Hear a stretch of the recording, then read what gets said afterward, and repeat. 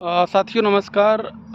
जैसा कि आपको पता है कि आज नवरात्र का आखिरी दिन है और माता रानी हम सभी अभ्यर्थियों के ऊपर कृपा बनाए रखें।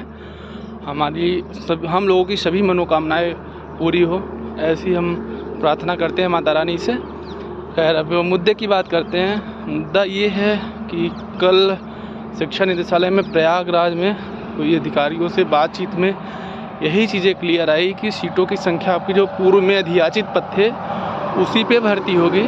अब आप पूछेंगे कि पूर्व में अधियाचित पद तो कहीं नहीं दिया है, तो आप पूर्व बेसिक शिक्षा मंत्री स्वतंत्र प्रभार श्रीमान सतीश द्विवेदी सर का जो ट्वीट है 30 दिसंबर वाला, उसको देख लीजिए। तो उसमें पदों की संख्या को दिया गया है। और देखिए, जब हमने बात किया, हमने कहा सर ये चीज़ तो आप लोग पहले भी बता सकते थे, हम लोगों को इतना कुछ बरगलाया गया, बताया गया बढ़ेगी जो लीगल होगी। तो उन्होंने साफ साफ कहा देखिए हमारे भी नियम कानून होते हैं, कोर्ट के आदेश, हम लोग जो है तमाम चीज़ों से बंधे होते हैं। तो उस पर बात हुई, लेकिन जैसे आप देखिए 69,000 में सुप्रीम कोर्ट का एक आदेश आया था कि अधियाचित पदों से एक भी पद ज़्यादा नहीं जुड़ सकते हैं, मतलब उस पर भर्ती नहीं हो सकती है। तो बेसिक में वो सब जगह फॉलो होगी। तो उन लोगों ने प्रयास किया होगा, प्रयास में उन्होंने सुप्रीम कोर्ट का सब चीज़ों का देखते हैं एक बार ना, कि ऐसा ना हो कि भर्ती फिर फंस जाए। और वो इसीलिए सर बोल रहे थे कि लीगल जितना होगा उतना ही प्रयास किया जाएगा। तो उन्होंने कहा कि हम लोग तमाम चीज़ों से बंधे हैं, नियम कानून होते हैं। तो पूर्व में अधियाचित पद जितने थे उसी पे होगी। उन्होंने ये भी स्वीकारा कि हमारे पास जो डाटा था वो आ गया है, तकरीबन आ गया है, और विषयवार आया है, श्रेणीवार आया है, जो कि पिछली बार ऐसा नहीं था। पिछली बार जैसे सबका कंबाइंड बनता तो उस हिसाब से आया था, तो इस बार इसीलिए थोड़ा सा टाइम लग रहा है। जैसे कि आप लोग देखे होंगे कि लेटर जारी हुआ था, उसमें ये बताया गया था कि 26 सितंबर के पहले दे देना है। तो ये सब प्रबंधकीय काम है, थोड़ा सा समय लगता है। वो लोग 26 तारीख तक नहीं दे पाए, फिर 27, फिर 29, अब आज जो भी तारीख हो, कल दे दिया गया था। कल जो है 3 अक्टूबर था, दे दिए हैं। तो अब जब प्रबंधकीय तंत्र देने में इतना देरी कर रहा है तो उसमें गवर्नमेंट क्या कर सकती है भाई? वो भी बता देंगे हाँ काम चल रहा है, दे रहे हैं, प्रबंधक साहब नहीं है कोई, मतलब। तो जानते हैं सरकारी कार्यों में लेट लतीफ़ा होता रहता है, लेकिन इस बार इतना नहीं हुआ जितना होना चाहिए। मतलब कि चाहिए का मतलब ये था कि जैसा कि अभी तक हम लोगों ने देखा कितना लेट वगैरह हो जाता है, तो ये दे दिए हैं। अब जियो पे काम चल रहा है, लेकिन बस ये है कि दशहरा आ गया, 2-3 दिन की छुट्टी हो गई।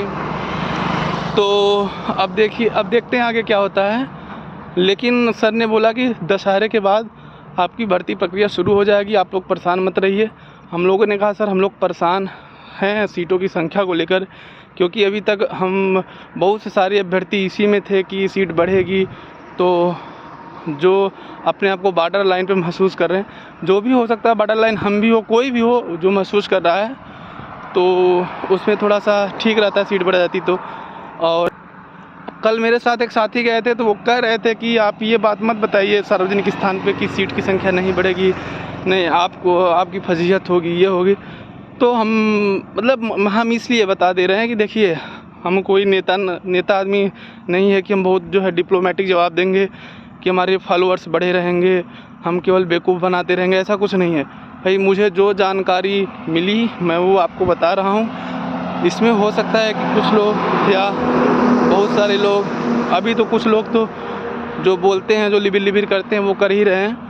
अच्छा, आप लोग ये बताइए सीटों की संख्या को लेकर हमने कितना धरना कराया। अगर जिसको ना पता हो जाके प्लेलिस्ट में इतने वीडियो हैं वो देख ले, उनको पता चला है। तो ये जो लिबिर बोलते हैं वो कहीं आते जाते नहीं थे, उनको ये था केवल वो अपना बैठ के पढ़ते थे और समय मिलता था तो देखते थे, हाँ चलो ठीक है प्रयास कर रहा है कोई लड़का।